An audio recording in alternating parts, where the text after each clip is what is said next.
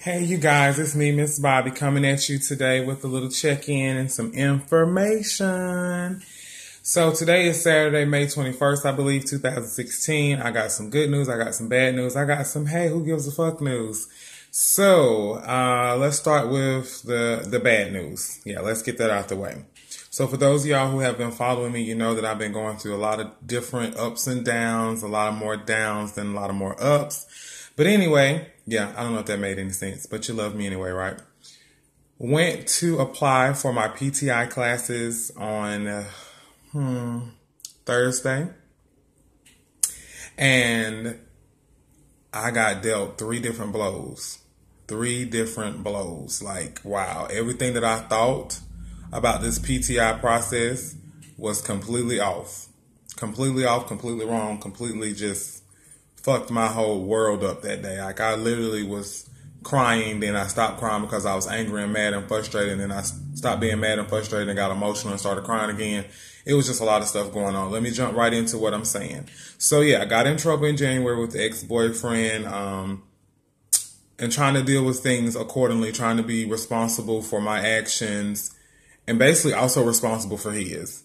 And I was told that I was given the opportunity to go to PTI after taking this 6 to 8 week course. It could be drawn out a little longer if it takes you longer to pay for the course.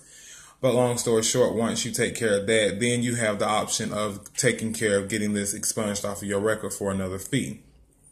Let me go ahead and throw those numbers out there to y'all. I was told that this whole process was going to be $710, and then it was going to cost me another $285 to get my record expunged once I complete the program.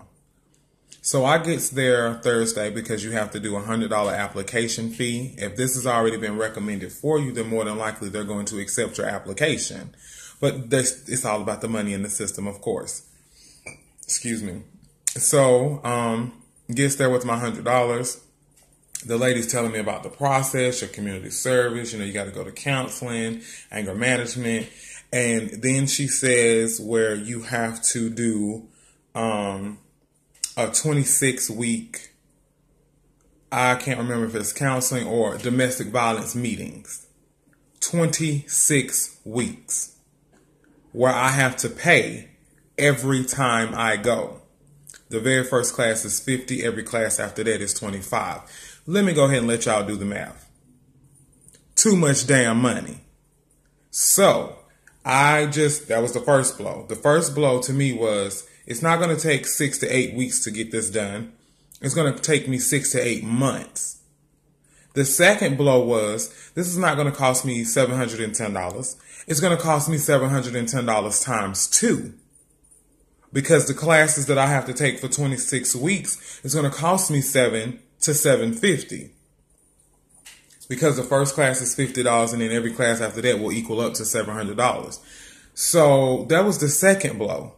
And I have to do this, and you have to go. It's a class that you take once a week for 26 or 28 weeks, and you pay to go to these classes. Here go the third blow. They have to call the victim to get their feedback on how they feel about the person in question, me, the aggressor, taking PTI classes. So now here's me thinking, well, the ex-boyfriend did call the police, but upon their arrival, he said that he didn't want to press charges. In fact, he didn't want to see me go to jail. He felt like he had blew a lot of this out of proportion. Well, in the state of South Carolina, it doesn't really matter what you think anymore, because if we get dispatched to the scene and someone looks like they're hurt, case in point, a scratch on his head, then you're going to jail. And the state of South Carolina is pressing charges. So I asked the lady, I said, well, there's no victim because the state of South Carolina is pressing charges. She said, no, ma'am, there is a victim.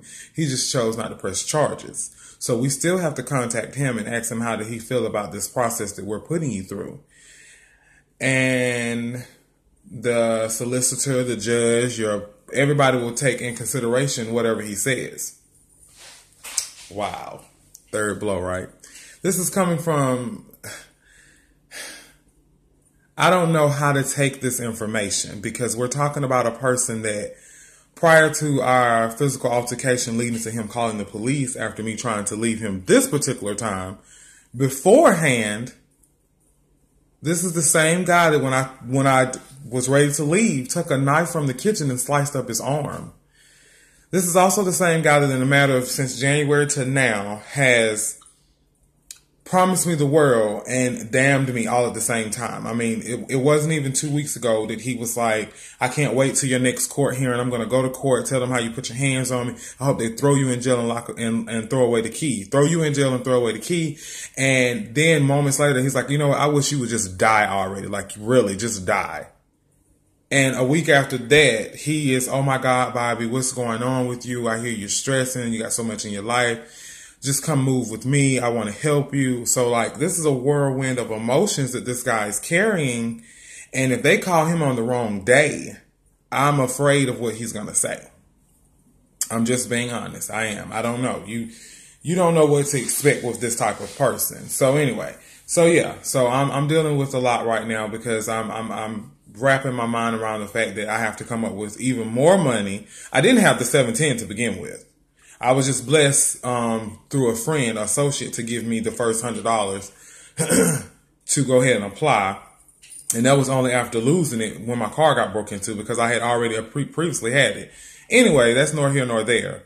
Now I have to also worry about, it's not going to take me this small amount of time and then I can get on with my life. I have to deal with this for the rest of this year and over into next year. Wow. And then you want to tell me that the very person that all of this chaos is because of him. Yeah, I'm saying that. Yeah, I smacked the shit out of him, but do I think I left a mark on his face? No, I don't. So that's the real deal. I've always taken responsibility for my actions, and I did hit the shit out of him. I should have hit him again. I didn't say that, Lord. I'm sorry. What I'm saying is all this could have been prevented. 2 ways. I should have left his ass where he was when I met him. And secondly, he could have just been a man and said, you know what? You want me gone, so I'm going to leave. Because you didn't call the police because you were feeling threatened. You didn't feel like your life was in danger. Our physical altercation had took place over an hour ago. And then all of a sudden you see me packing my car and you want to call the police. I'm a little emotional about that, y'all. I'm sorry. But anyway, so that's the bad news. I still got to deal with that shit. Good news. Good news is, hey, I'm still here. I mean, I did not get any sleep yesterday. I didn't get any sleep last night. I got up out of bed and I'm talking about my body is hurting. I'm aching. I got just feel like the world is back on my shoulders again. My brain is about to explode and my gut is like literally just in knots. That's how I feel. I have a headache coming on. It's just a lot going on. But